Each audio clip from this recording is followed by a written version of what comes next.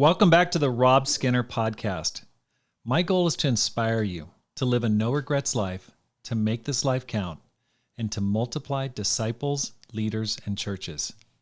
Today on my program, I've got Braxton and Jinky Kieft. Braxton and Jinky took a major change in their life when in midlife they chose to step out of a lucrative career in commodities trading and go on a mission team, or at least go to a small church in the middle of the Pacific Ocean in Guam, which is a territory of the United States. Now they're back in Phoenix, but the thing that inspires me about Braxton and Jinky is that although they were middle-aged, had incredible salaries coming in, they chose to give all that up and go serve the mission. And they truly are living a no-regrets life, and I'm looking forward to talking to them today. Braxton and Jinky, welcome to the program. Yeah, thank you so much for having us. Yeah, Rob, inspired to be here and excited to share our story. Me too. I'm excited to share this with everyone who's listening. Can you guys share briefly how you became Christians? I can go first. So it was 1996, and I'd grown up going to church. I knew the Bible. I even went to a Christian college, but man, I was not living a Christian lifestyle. I was a drug addict at the time. And I got pretty scared because over the new year, I realized for the first time how trapped I was in drug addiction. So I prayed. And I said, God, I need help. Can you please send someone in my life? I need to go back to church. I need to get my life in order. And I love how God answered that prayer. I was, this is February, and I was living in Chicago at the time. And I would ride the bus to the L station. The L is the subway there to downtown Chicago. And I remember getting to the train station. I remember the train pulling up and stopping, and usually you get on at that point, but it hesitated there for a bit, and then it moved one car forward. And then when I got on the next car, there was a young man sitting down there reading a book, and I looked over and I saw he was reading the Bible. And so I turned to him because I wanted to get back engaged into reading the Bible. And I said, hey, that's a good book you're reading there. So he holds up the Bible and he says, good book, it's the book. And I'm like, well, that's a little intense. But I could tell he had a real passion for God. So he invited me to church. He said, I don't drive. He says, but can I arrange a ride for you to come to church this Sunday? I said, sure. So a woman named Dorothy, faithful sister who has since passed on to glory, but she's a Jamaican woman. She calls me Saturday and she invites me. She's like, hey, Braxton, I just talked to this young man named Henry. He said you're looking for a ride to church. And at this point I'm waffling a little bit. I'm like, I don't know. I just met this guy. And I'm doing all that I can to get out of it. And then she goes, Braxton, do you want to come or don't you? And I said, okay. Appreciate her calling me to a decision. So I came. Man, the fellowship was incredible. You could see the deep love that the disciples had for each other. They asked me to study the Bible, and I was really eager. I studied the Bible for about 2 weeks. And 2 weeks in, I'm counting the cost. I'm at a midweek service. We were at a hotel, and A.T. Earnestson was leading it, and there was several other brothers there. And it's kind of funny, as the counting of the cost went on, brother after midweek joined it. Usually when you count the cost of somebody, there's 3 or 4 people. I think there was 15 people in my cost counted. Do you really want to follow Jesus? And so I said, yes, I want to make Jesus Lord. And they're like, well, so when do you want to get baptized? I said, let's do it right now. They're like, okay, well, there's a singles devotional coming up in a few days. We could do it then. I'm like, no, you don't understand. I want to do it right now. Right. So we got the hotel manager. They opened up the pool area, and I was baptized in a hot tub, February 15th, 1996. Wow. That's awesome. It must have been cold there outside. It was cold. February. Chicago in February is not jeans and t-shirt weather. That's an awesome story. What kind of drugs were you using and how did you overcome your addiction? So it was primarily marijuana. I had tried a few other things. I tried shrooms, tried some, sometimes marijuana laced with other drugs, but primarily marijuana. And,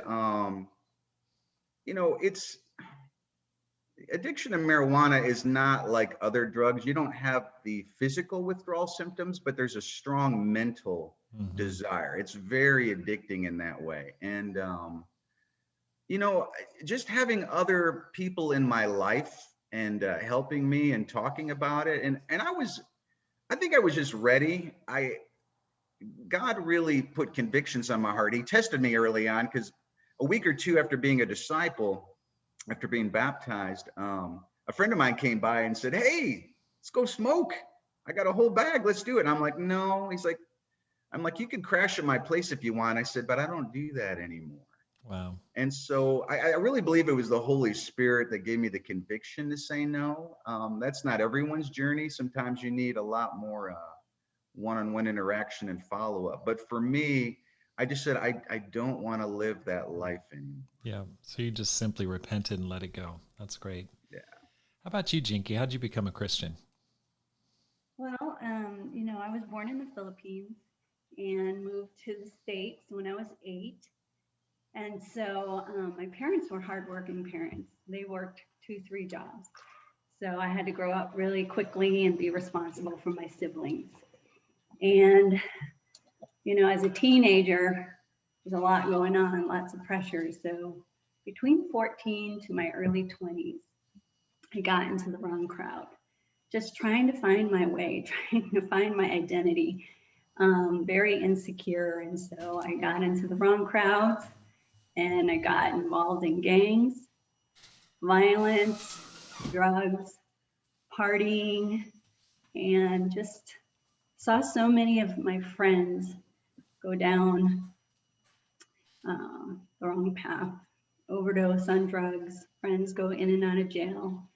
Had a close friend of mine get shot for mistaken identity and was at his burial. And so things that a teenager at that age shouldn't be experiencing, shouldn't see any of those, drastic situations. But I can remember in my early 20s, I was tired. And I remember writing a letter to God. And I wrote down, "God, if you're real, then I need you to show up. I need you to show me, because I don't know where life is going to go from here. I can end up being the next person in a body bag. I need purpose. If there's purpose for anyone broken like me, you need to show me." And so I put that letter away. And within a week, things got even more challenging. I think God was just trying to get my attention, because I'm like, you got my attention, God. I don't know where else to go. And so God put a non-disciple in my path, but his family and his brother was actually a Bible talk leader.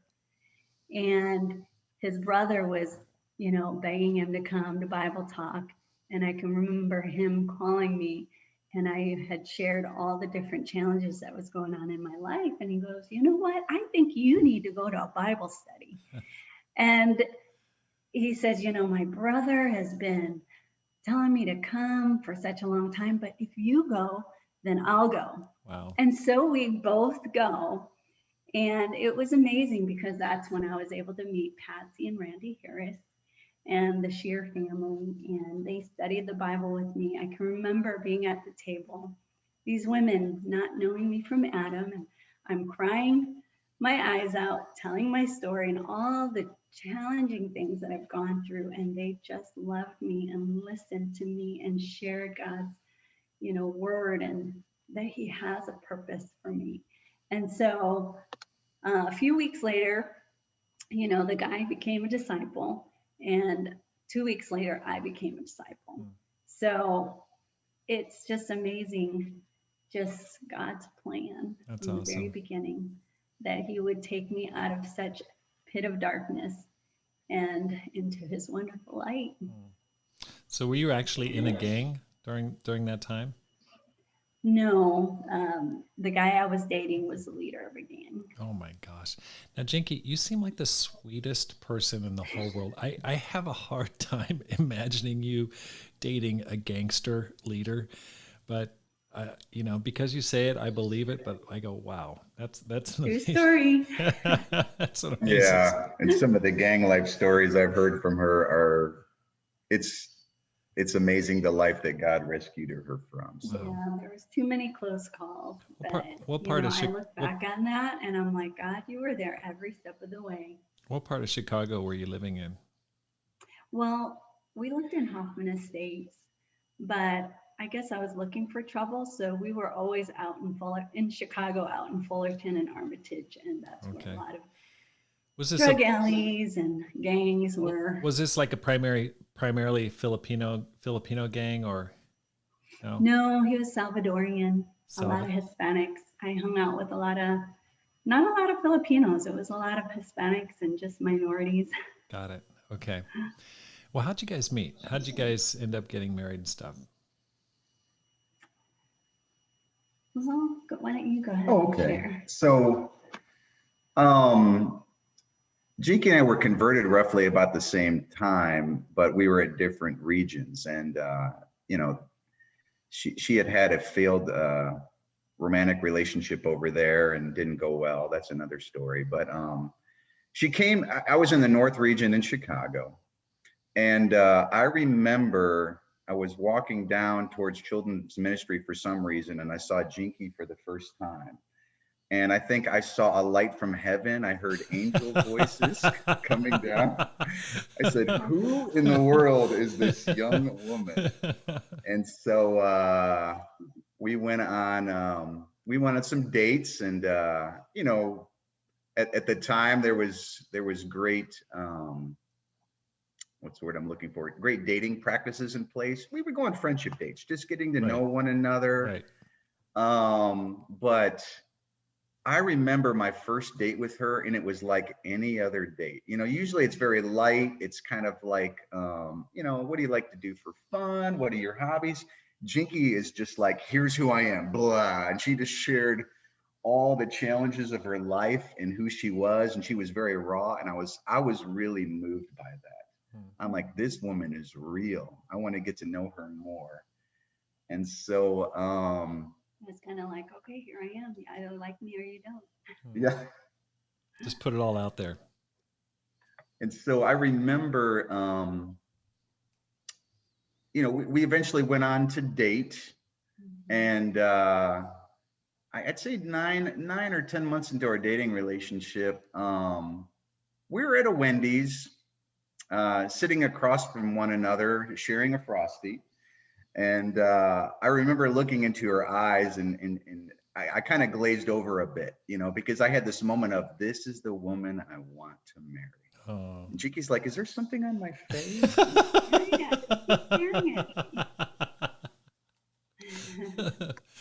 That's awesome.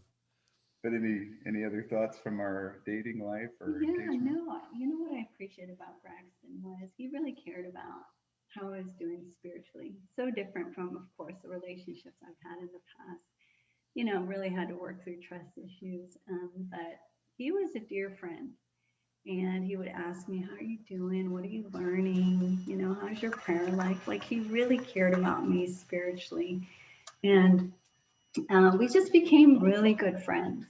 And I think when it was getting close to maybe 9-10 months into our dating relationship, I prayed some specific things, because I'm like, he's so different from anybody that I've ever been with. Right. I'm like, God, I need to know that this is from you. You have to give me the answers. And so I was kind of like Gideon, prayed 3 different prayers, and God answered them. That's awesome. He made it obviously clear. So what year did you guys get married?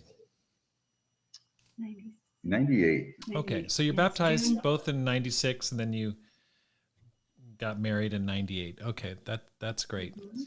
So then you guys got married, but you're in the full-time ministry now, but you weren't at the time. And can you tell me about what you were doing for work prior to going to Guam? Tell me a little bit about your career. Well, for me, I was an office manager for a dental practice. I really loved the family dynamic that I had with everyone in that practice. I enjoyed it, but yeah, I was doing that for several years. Mhm. And then you were, Well, then when we had kids, Jinky made the decision to be a homemaker, which was wonderful. yeah, I always wanted to just be a stay-at-home mom. And but you were what were you at the time? You were in Chicago and you were traveling. Yeah, I started off in commodities. My career path was always wanted to be in the financial industry. And so I started off in commodities, worked for a firm there for a few years. And then I transitioned over to the stock market side of things. And so investment banking, risk analysis, borrowing against portfolios, and that type of thing. Okay. And So Braxton, so I did this. where'd you go to school? I went to school at John Brown University in Arkansas. Okay, in Arkansas. Which is a Christian college, but I definitely was not a Christian at the time. Okay, all right, that makes sense. Okay, so you're raised there, and then you get into commodities. Can you explain for our listeners what commodities are for those not familiar with the financial markets? Well, commodities is you buy contracts that represent a larger portion of something. Like I worked in the grains side, so farmers would use commodities to hedge their crops. You'd buy, I'm trying to remember, I think one contract of corn represented 5,000 bushels of corn. And so if a farmer had a bunch of corn in storage in a silo, they would want to protect their price against things like disease or their food spoiling. And so they would lock in their price by purchasing a commodity. That's called hedging. But there's also people that speculate, and the dangers of commodity trading is you have almost unlimited risk. Like, it's not like the stock market. If you buy 100 shares of Apple, and let's say Apple fell apart and went to zero, the most you could do is lose the value you invested. Right. In commodities, you can exponentially lose. The market can go what's called lock limit. And so you could have 4 or 5 days in a row where you can't exit a position in a severe market move. And what you might put up 5 or 10,000 up front, and you could lose hundreds of thousands of dollars. It's like gambling, the Wild West if you're a speculator. But there must be also a positive side to that. There must be an upside that matches that. Is that true? No? Oh, no, there is. I mean, it's people are in it for, like, from the hedging aspect. That makes a lot of sense for whatever your business is. It's to protect your company, and it's just like anything. It's corporate America. I mean, people ultimately there to make money, and so it's a lucrative business. Okay, I don't want to dig too deep in that. I did way back in the day graduate with a business degree, so. But I don't want to get too much into that. But okay, so anyway, you went into stocks, you went into the stock market. Yeah, and that was actually the bulk of my career. I made my way from I did what was called margins. I was a margin clerk, and that's just people borrowing against our portfolio. And then after years, I worked for a company that was a smaller firm, but I was like the lead guy there. So I got to report to the executives quarterly. I'll tell you what, having preached before large crowds, sometimes that can be a little intimidating, but meeting in a boardroom with with 5 or 6 high-powered executives that are way smarter than you are, that is intimidating. Absolutely. Now, how much, prior to going to Guam, what was your salary? Do you mind sharing? What were you making at the time? So, well, Jinky was a homemaker at the time, but I was nearing 6 figures between salary and 401k. I mean, one of the nicest things there is they just put money in my 401k. It wasn't a matching program. It was like, here's 10 grand, and then you get a bonus every year. That was pretty sizable, and so we were doing very well financially. We didn't have any financial concerns, even though Chicago is, the price of living there, cost of living there is a little bit high. We were doing great financially. No challenges, no debt. Life was pretty easy for us financially. How old were you at the time? 42, 43. Okay, and how many kids did you have at the time? And we had 2. We had just adopted Roanne from the Philippines a couple of years before that. And, well on my way in the financial services industry. I mean, if I had stayed in it, I don't know, who knows what I'd be making, 150,000, 200,000. I mean, I don't know, but I definitely I was an expert in my field. There wasn't many people that were doing what I was doing. So, there was a lot of potential there for money. That's for sure. Okay. So you're making plenty of money. There's no debt. You've got 2 kids at home. Your wife's at home. I mean, you're living the American dream. No stress really. I mean, of course, other than what you place on yourself, you're a fired up disciple. I'm sure you're leading a Bible talk. How did you hear about Guam, and what prompted you to go, to this small little island in the Pacific? Did you want to share, or do you want me to? Yeah, go ahead. We're doing the Zoom. So we were in Chicago for about 20 years. Mm-hmm. And we were so fortunate to be around elders and evangelists and teachers, great relationships. I think of Mike and Daphne Rawls, Phil and Kim Lasarski, of course, the Arnesons, the Pattinos, many others. But we got this sense of we wanted to give back. We'd done Bible talks, we had done worship, we were part of a teaching ministry, and we were actually leading a zone at the time of roughly 3 or 4 family groups. But we're like, God, is there something else that you want us to do? And so around 2013, we took a year and just prayed. And the prayer, it's a dangerous prayer. We're like, God, here am I, send me. And I tell you what, if you pray that prayer, look out. Wow. Because God will answer that in ways that you never dreamed that he would.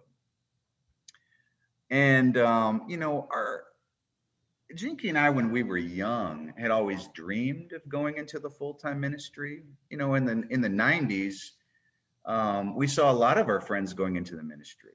And sometimes we thought, well, why not us? Right.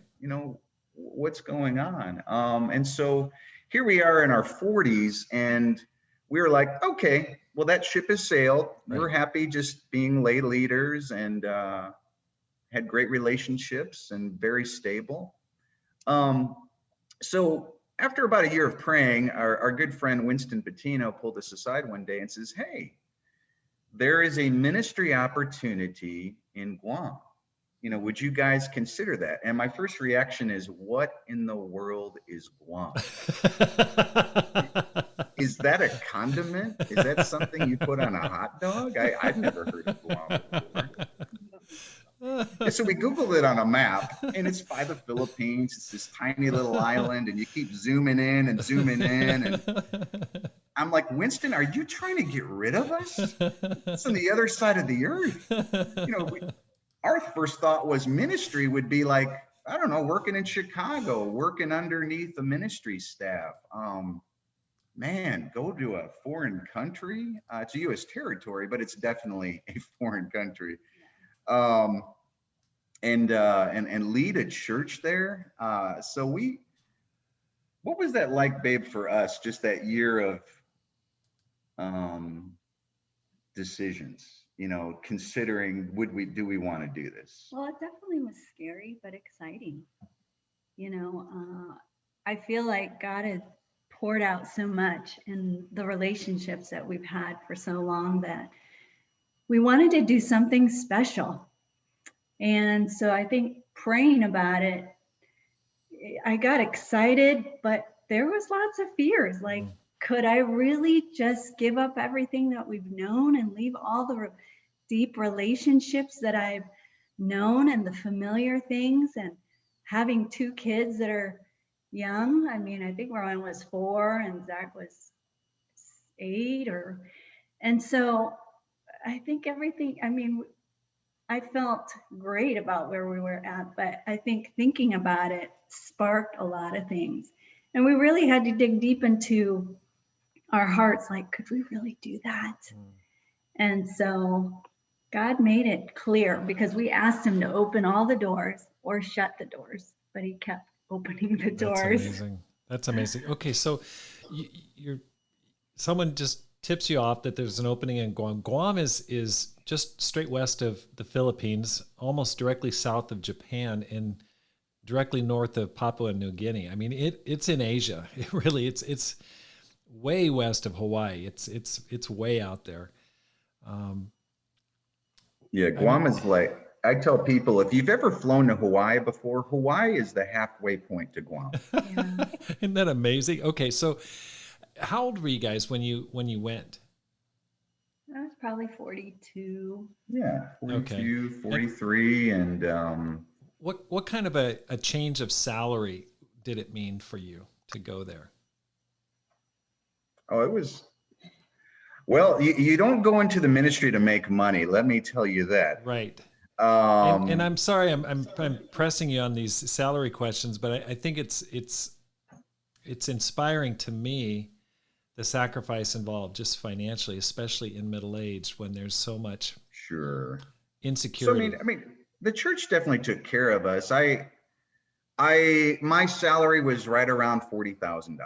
Okay, so you went from around 100, and then Jinky was hired part-time, and she was making 25 or 30, something like that. But on top of that, the cost of living in Guam is exorbitant. Wow. Because you're so remote. I don't remember the exact prices, but it's like a gallon of milk is like $5. A dozen eggs is $6. And so you go to the grocery store, expect double the prices that you get today.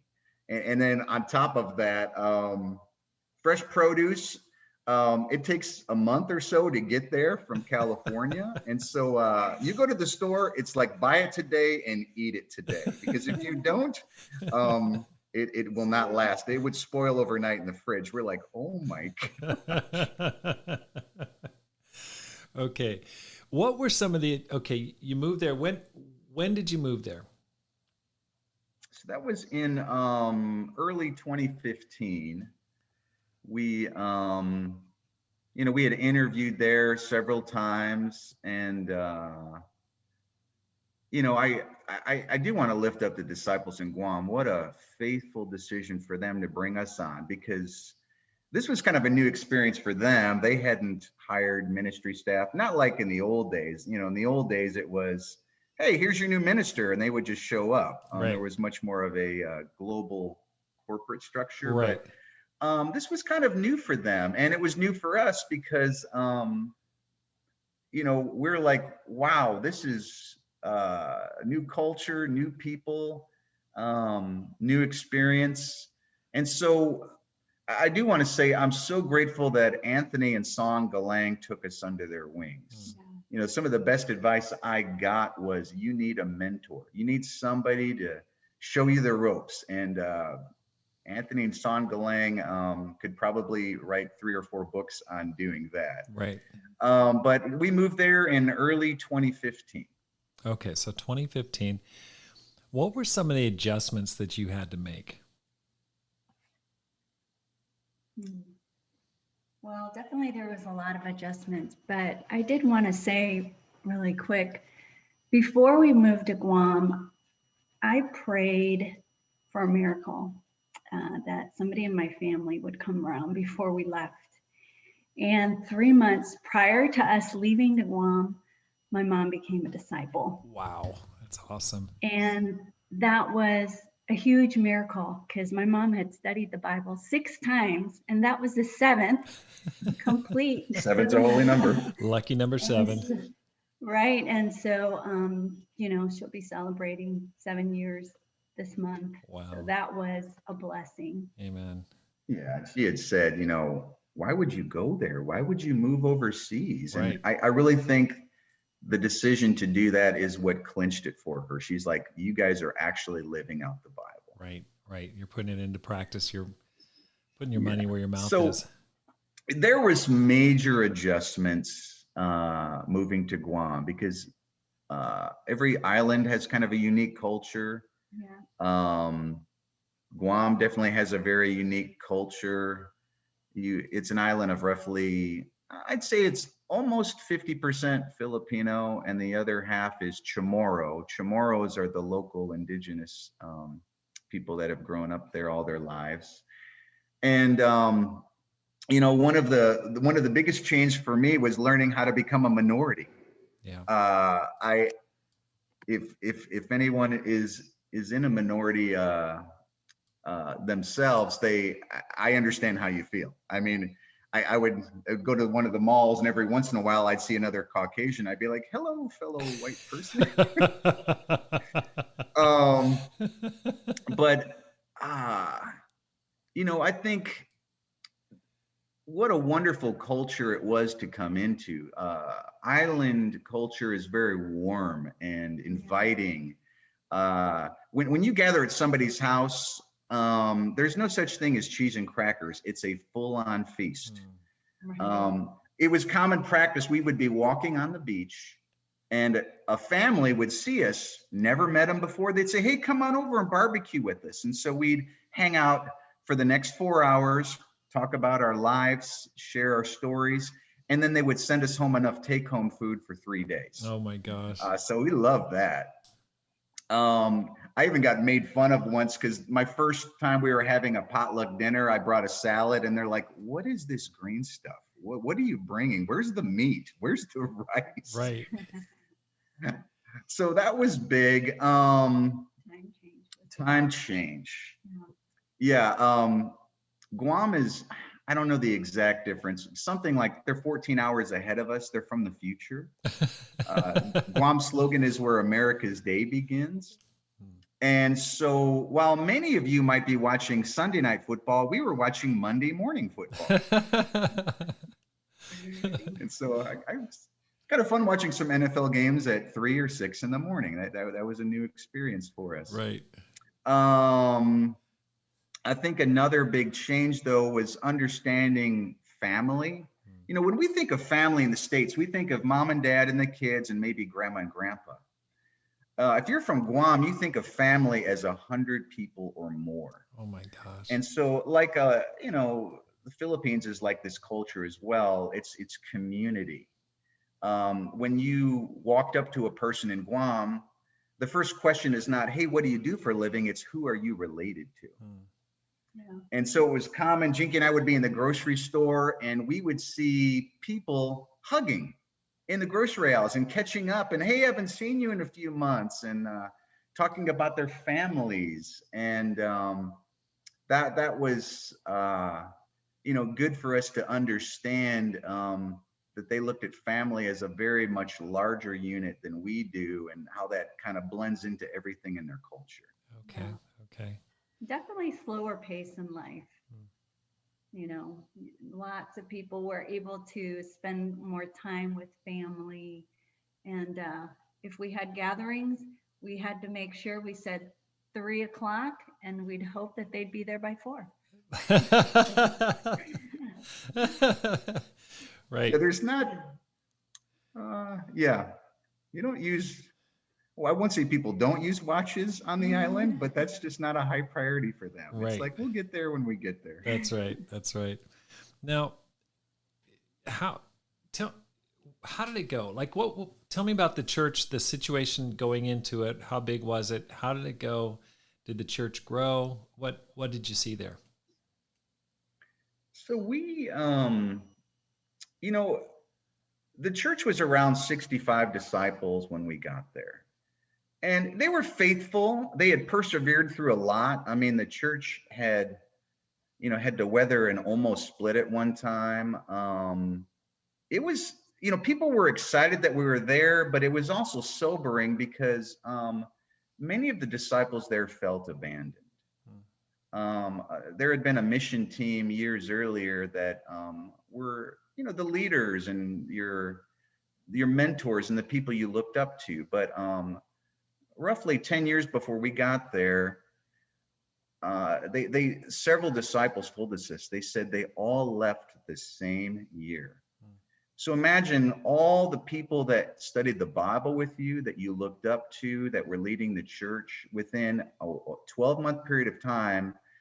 All of those that had planted the church and had walked with the disciples and taught them faith, they all left for one reason or another. And so there was abandonment, there was isolation, there was, even a spirit of, well, we're glad you're here, but we know you're not going to stay long. And it was like, whew, there's some stuff to work through. But what we did early on is we just focused on relationships. Are you in love with God? And how's your relationship with your brothers and sisters? So just basic things, let's fall back in love with God. We did a lot of sessions on prayer and your relationship with God and how to build that up. And we went through how to, what does discipling look like? What is the benefit of that? And even helping correct some mistaken thoughts. Discipling is not correction. Right. Discipling is helping people be like Jesus and, to build great relationships with one another. Right. And so, when we got there, things, people started to come more to church, and we had some Bible studies going on. The first year, I think we saw 6 or 7 people were baptized into Christ. A cool story was toward the end of the year is this couple, both placed their faith in Jesus, and then we got to do their wedding at the turn of the first year there. So that was really exciting.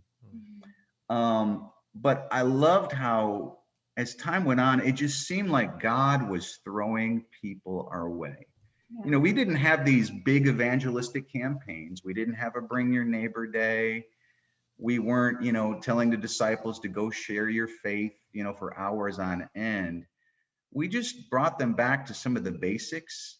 And it seemed like God was just sending people our way, because Jinky and I had never been in so many Bible studies. I'd say we were in a minimum of 1 Bible study a week the entire 3 years we were there, sometimes 2 and 3 Bible studies. Wow. Oh my gosh, it was so faith building. And we would study the Bible with couples, and a lot of times a married couple would study. And, Rob, you can probably relate to this experience. Usually the husband makes it, but the wife is not quite there yet, or vice versa. Right. Here, on every occasion, the husband and wife within a week were both baptized into Christ. That's awesome. So encouraging. And by the end of the 3rd year there, we saw 37 people either baptized or restored into Christ. Wow. The church passed the 100 mark. I mean, it was super encouraging. And we give all glory to God, because it certainly wasn't due to our vast ministry experience. It was just God showing off. Well, it's really powerful because, 1, you never had full-time ministry experience. 2, totally different culture. Here you are, a white guy, leading this church. 3, probably most importantly, the church had plateaued and been stuck for 10 years or so. To get it growing again is amazing. And I remember learning about you first. I thought that there was was there a hot news video about your work there? I think there was some sort of a video of your work. Can you share? I think it was sharing something really inspiring there, some big event or something like that. Can you share what happened? What was that thing that happened? So many inspiring things that happened, but that particular event, we had asked the church to do something I hadn't done in 20 years. And we're like, we're going to pray all night long. Yeah. And so we had all, I had a brother kind of organize it. And every hour we had different themes, pray for the people on the island, pray for our families, pray for those that are suffering. And then we would have praise in between times, just worshiping and singing songs to God. And, some of the church made it till about 10 or 11, and that's fine. People have kids and they had things to do the next day, but a faithful few made it till sunrise. And, God did something powerful in that, because one of the prayer requests is, God, bring us people that we've never met before.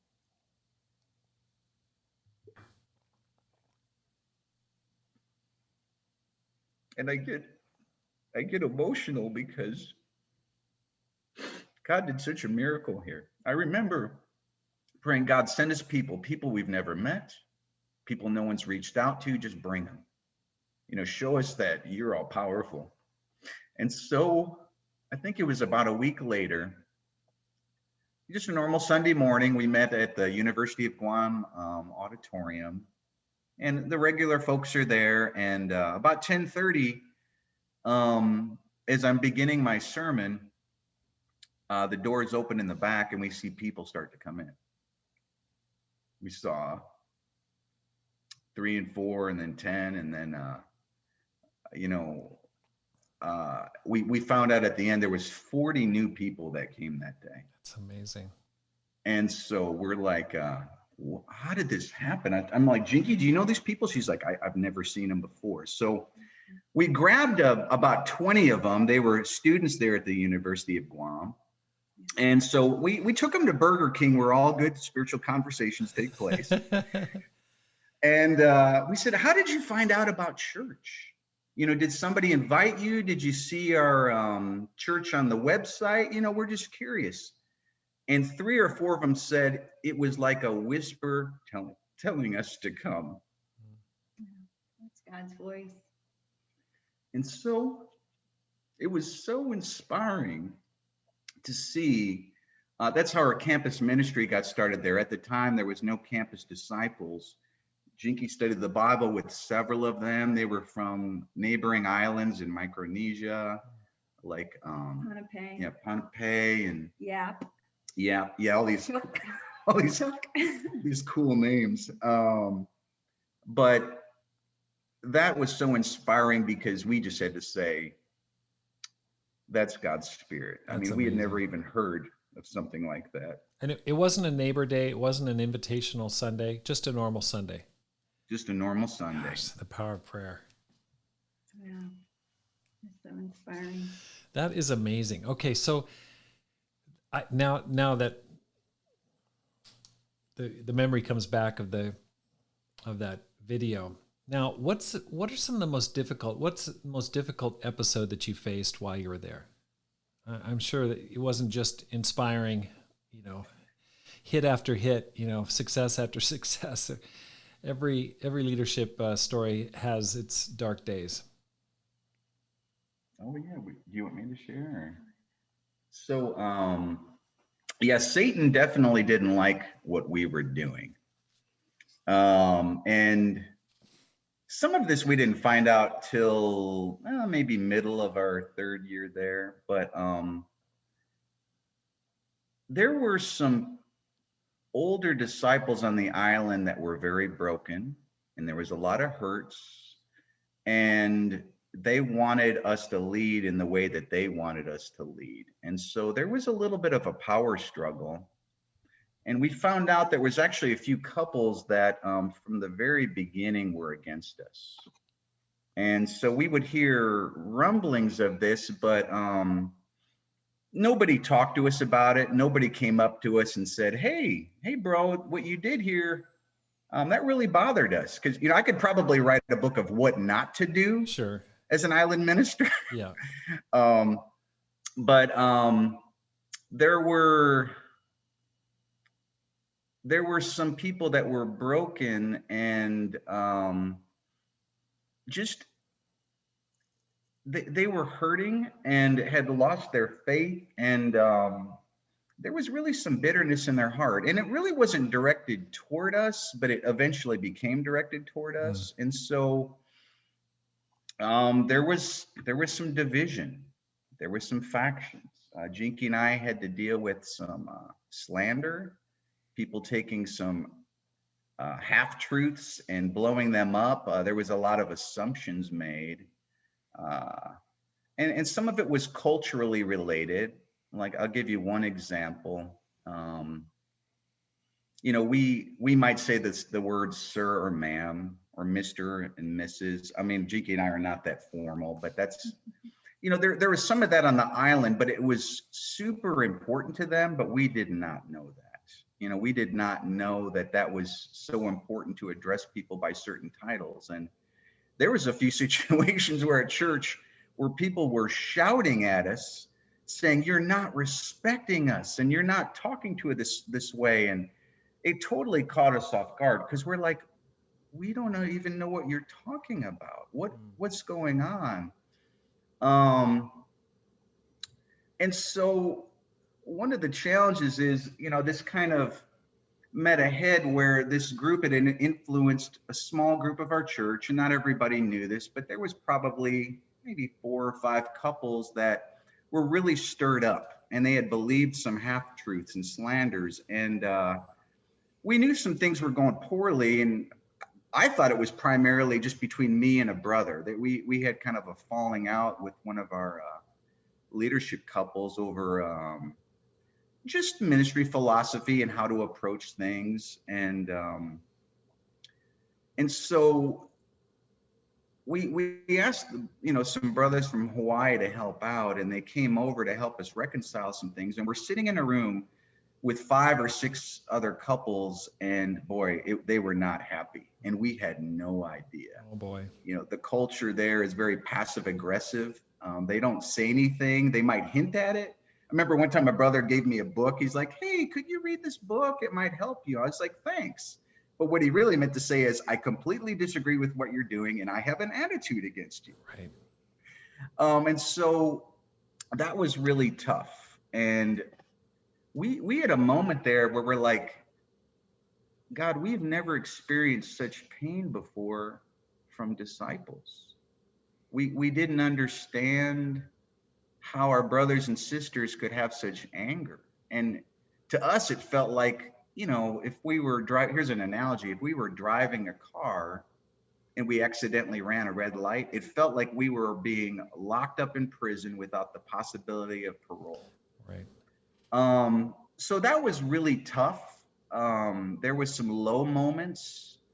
There was definitely some crying out to God, and going through the Psalms and relating to David and some of the things he must have felt when he was going through his struggles.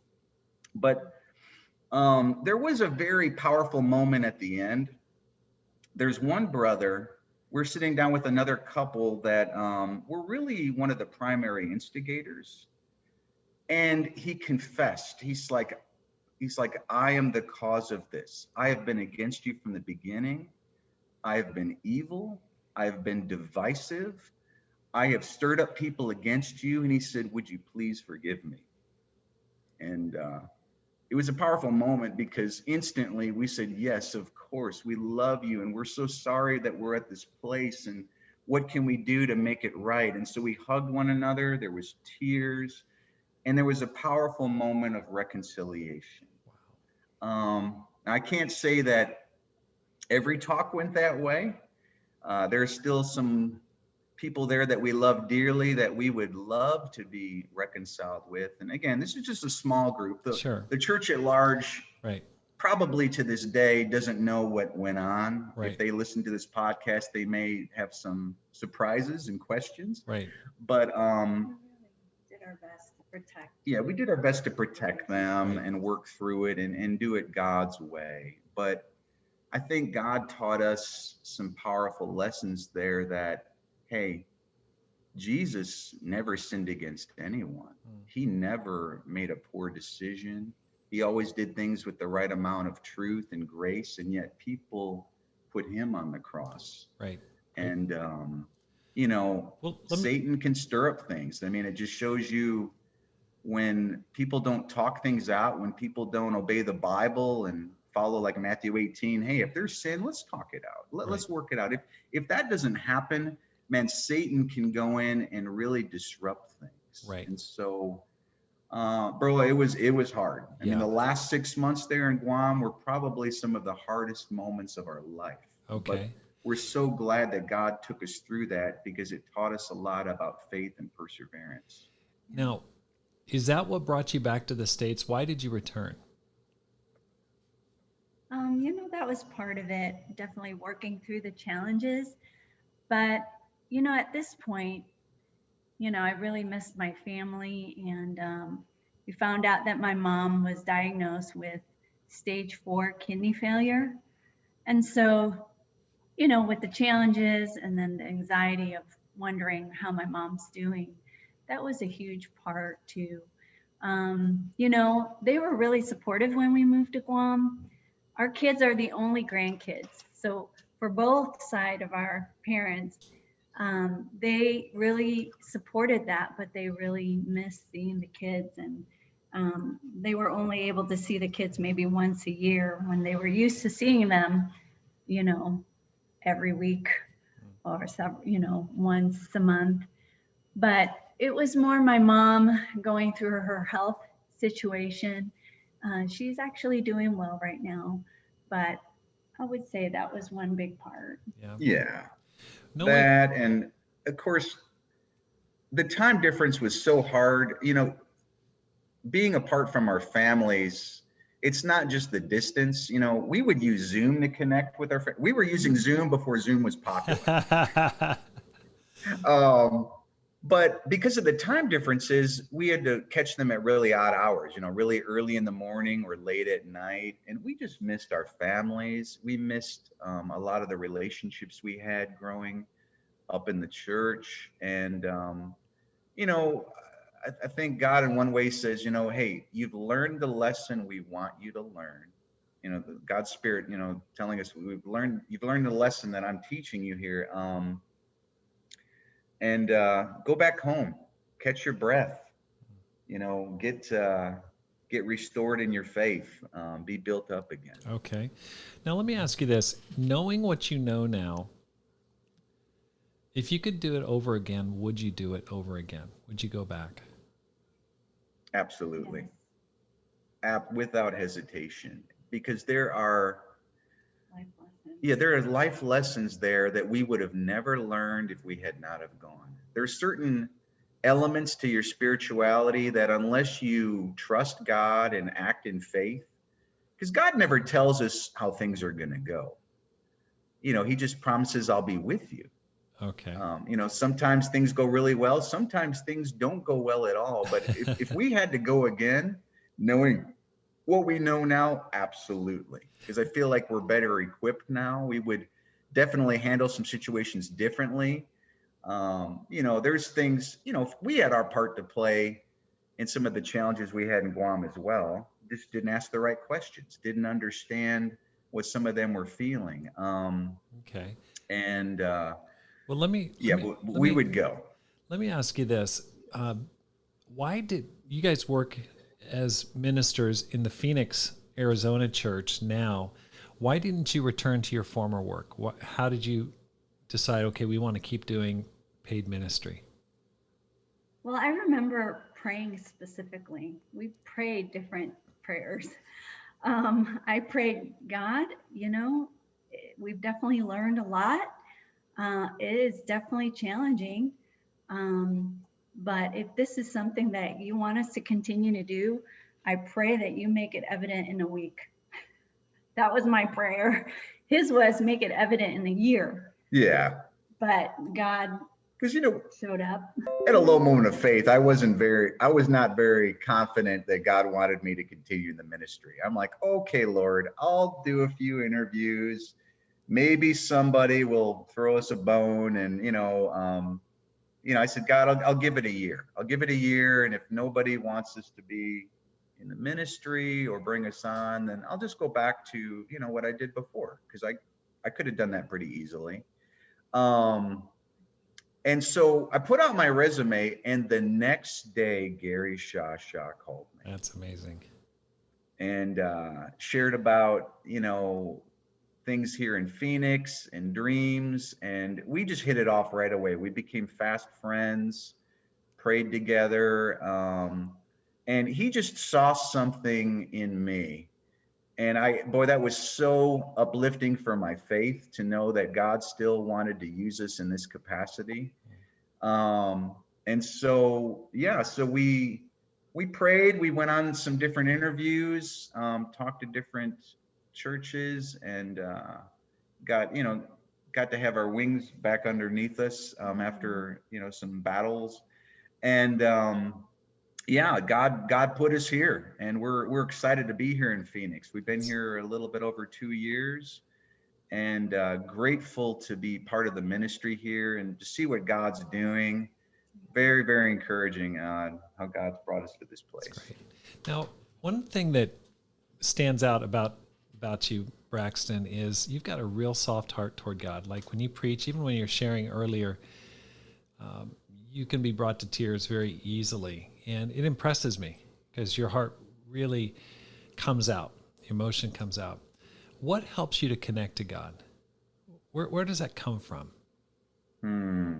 It's a great question. Jinky and I were talking about this very thing yesterday. I believe ultimately it's just the attitude of I want to know Jesus. And I think there's two primary ways that we do that, solitude and Sabbath.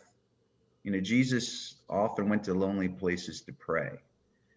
We see that at the busiest moments in Jesus' life, in his ministry on earth, he always got time away from the Father. He put away the busyness of ministry schedule, and he'd take a day, or maybe sometimes he took a month. I'm not sure how long his times were, but we do know that he often went away. And so we try to practice that. Certainly our quiet times in the morning, but going off to isolated places where we can cry out to God, driving to places like Mogollon Rim or Sedona or other beautiful places here in Arizona, and being alone and just worshiping God. I'd say that has helped me connect with Jesus so well over the years. And there is an emotional connection because I feel like I have a relationship with Jesus. It's not just read some words on a page and live a right life. It's, I want to know Jesus. I want to experience time with you. So that's more of the solitude aspect. I'd like Jinky to share a little bit though about Sabbath. Like Sabbath is something I think that has been super helpful for us in the last 5 or 6 years. Yeah, I definitely struggled in the beginning of my Christian life with running around and going on my own power. But I've realized that there's only one me, and I need to take care of myself. And if Jesus did it often, then who am I to not do the same? And so it's really energized my spirit, my soul, and my kids watch. I don't want to be a chicken with its head cut off and being constantly busy, but it's okay to take, like, this has been our conviction for the last 6-7 years, but Mondays have always been our Sabbath. And we take time to worship and pray and spend time with the family, and board games, electronics off. And that has always been just a part of who we've been and who we are. And it's been such a benefit for our family and for my own heart to just take care of ourselves spiritually, emotionally, physically. That's great. That's great. Last question. Any advice for those who are working in the secular world and who dream of doing something different for God?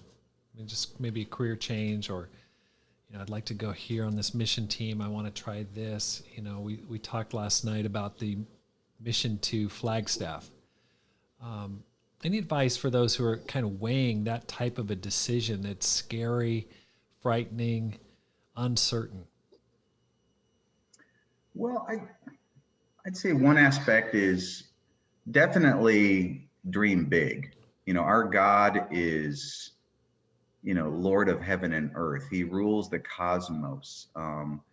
He loves it when we step out in faith and do things way beyond our comfort zone. Because, look at what God did through us. It's not about experience. It's not about having all the credentials. I don't have a divinity degree.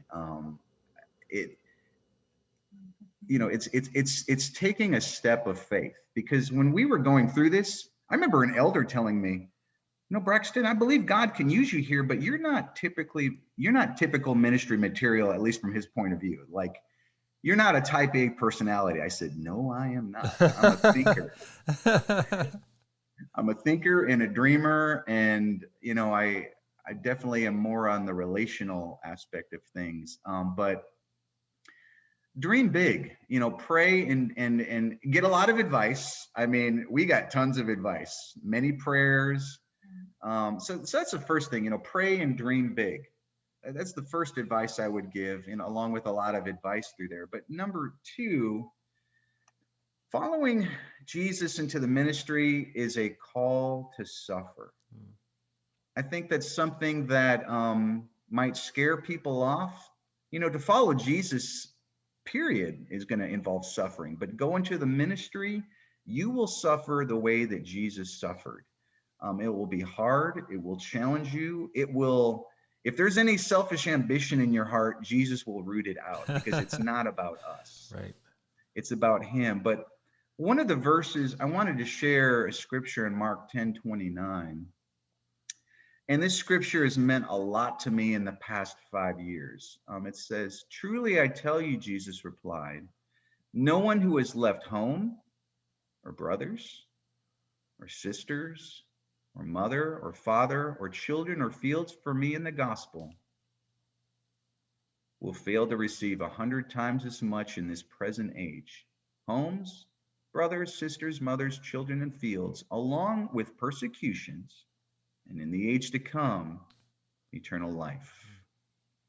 And that promise has meant a lot to me, because yes, there's going to be suffering. There's going to be hardship. Ministry can be a lonely place. And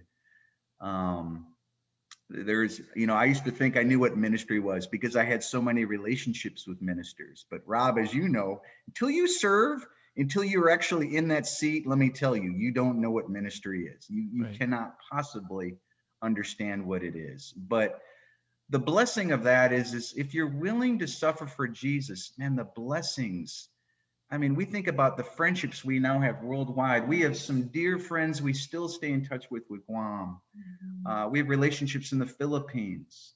We have relationships with disciples in Chicago and relationships with disciples here in Phoenix. We've come out to Tucson to meet your church, Rob. And I just say God's blessings so far outweigh the challenges that why would you not do this? Right. What an incredible blessing. Jesus says 100 times, and we absolutely have seen that play out in our life. That's awesome. That's great.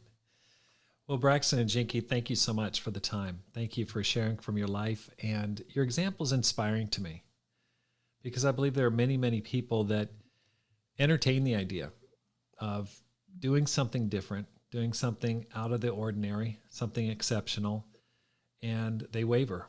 And yet you guys considered it and then went forward with it. And there were awesome miracles, and there were some really tough and challenging times. There was suffering, just as you mentioned. And yet people got saved and the gospel was advanced. And I think you're a great example, and I hope an inspiration to others who are considering doing something similar to what you decided to do. I want to wish you guys all the best going forward. Thank you. Thank you, Rob. And I want to say thank you today for listening to the Rob Skinner podcast. If you're enjoying the podcast, do me a favor, just hit the subscribe button and let your friends and family know about the podcast. My goal is to inspire you to make this life count, live a no regrets life, and multiply disciples, leaders, and churches. Have a great day and make this life count.